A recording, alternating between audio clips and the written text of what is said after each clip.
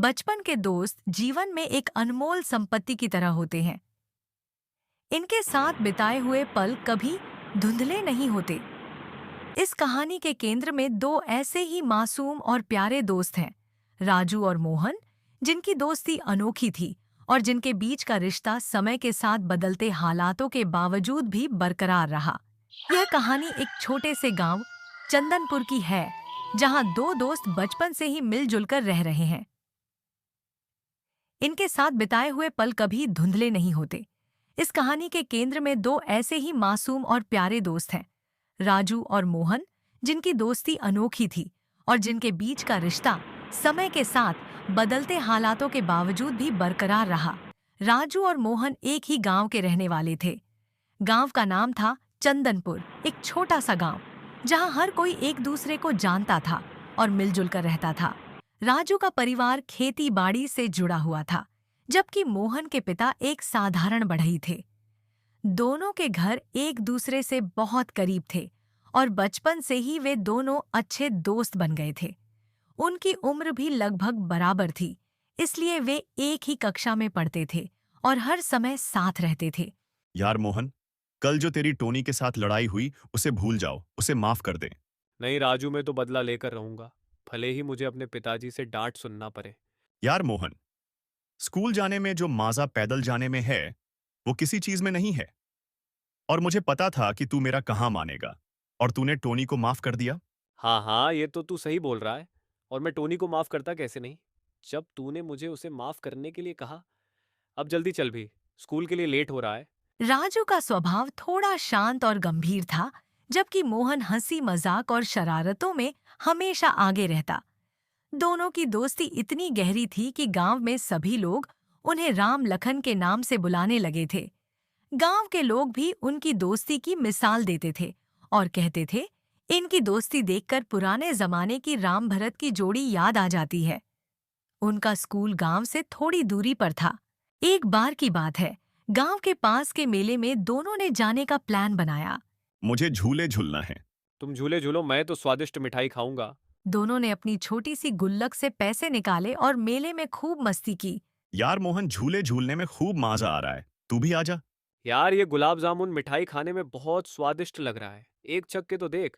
दोनों ने साथ में खिलौने खरीदे और एक दूसरे के साथ समय बिताया। यह उनकी जिंदगी के सबसे यादगार दिनों में से एक था। समय बीतता गया और दोनों किशोरावस्था में पहुंच गए। राजू पढ़ाई में बहुत होशियार था और उसका सपना था कि वह बड़े होकर इंजीनियर बने, ताकि गांव का नाम रोशन कर सके। मैं जानता हूँ बख्शो कि मैं पढ़ाई में औसत हूँ और मेरे परिवार के पास इतने पैसे नहीं हैं कि वे मुझे शहर पढ़ाई के लिए भेज सके।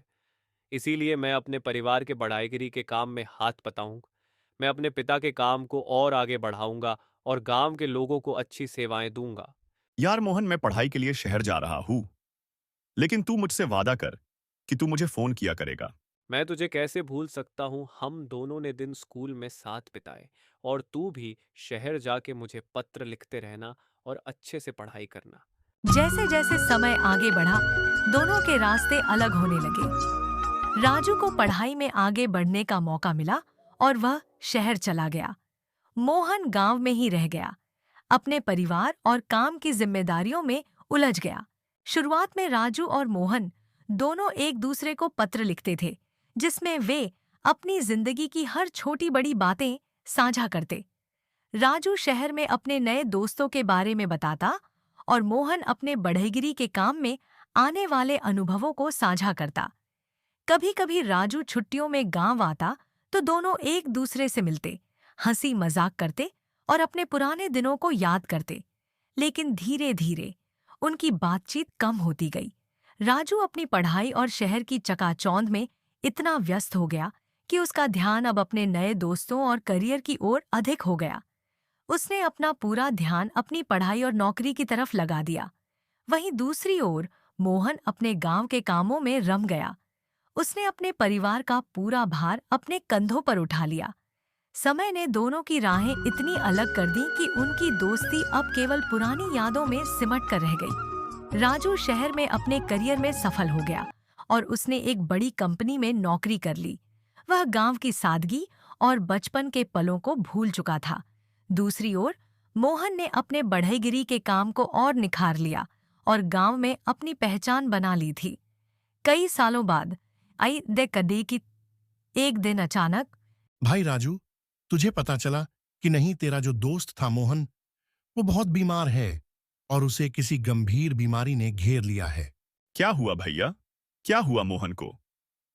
बहुत दिनों से उसका न तो पत्र आया है और न ही फोन आया है। वो बहुत बीमार चल रहा है। इसलिए मैं सोच रहा था कि मेरा सबसे प्यारा दोस्त मुझसे बात क्यों नहीं करता, और वह अपने बीमारी के बारे में इतने सालों बाद भी मुझे नहीं बताया। राजू अपनी व्यस्त जिंदगी से समय निकालकर तुरंत गांव पहुंच गया।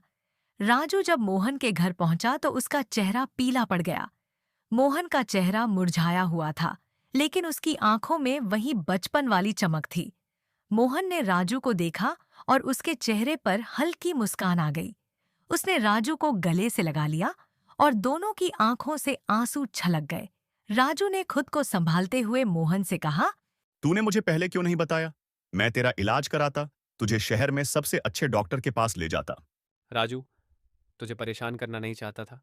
मुझे पता था कि तू अपनी जिंदगी में बहुत व्यस्त है, लेकिन मुझे यह देखकर अच्छा लगा कि तू अब भी मुझे याद करता है।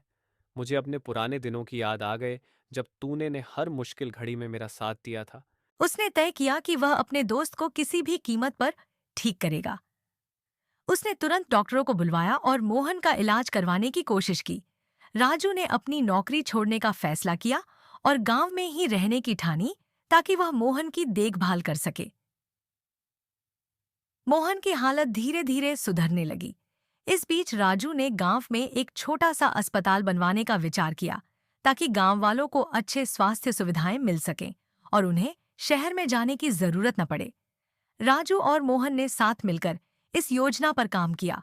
दोनों ने मिलकर गांव के लोगों से चंदा इकट्ठा किया और गांव में एक छोटा अस्पताल बनवाया। अब राजू और मोहन फिर से एक साथ थे, बिल्कुल अपने बचपन की तरह।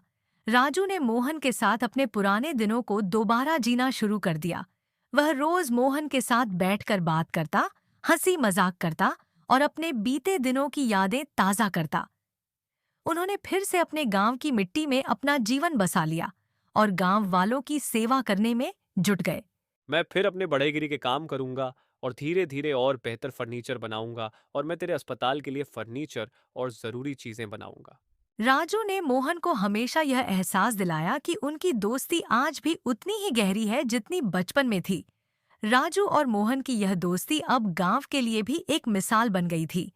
दोनों ने मिलकर अपने गांव को बेहतर बनाने की दिशा में कई कदम उठाए और लोगों की भलाई के लिए कई काम किए। राजू का शहर में जाना, फिर मोहन की बीमारी और उसके बाद दोबारा गांव लौट आना, यह सब उनकी दोस्ती को और भी गहरा कर गया। यह कहानी बताती है कि सच्ची दोस्ती कभी नहीं मरती। परिस्थितियां और समय बदलते हैं, लेकिन सच्चे दोस्त हमेशा साथ रहते हैं, चाहे उनके रास्ते कितने ही अलग क्यों न हो जाएं। ये कहानी दिखने के लिए आप सभी का धन्यवाद।